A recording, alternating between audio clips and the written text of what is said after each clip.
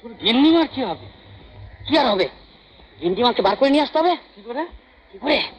ওখানে গিয়ে বলো যে আমাদের গিন্নিমা ফচকে চলে এসেছেন, তাকে ফেরত দিন। আমাকে এত বাজে কথা বলিস, তাহলে তোকে অ্যারেস্ট করবি। আমার অ্যারেস্ট করবে? হ্যাঁ। তাহলে ওপর দিয়ে যাবো নি, মাটির তলা দিয়ে যাবো। তলা দিয়ে? হ্যাঁ, শীত কাটবো।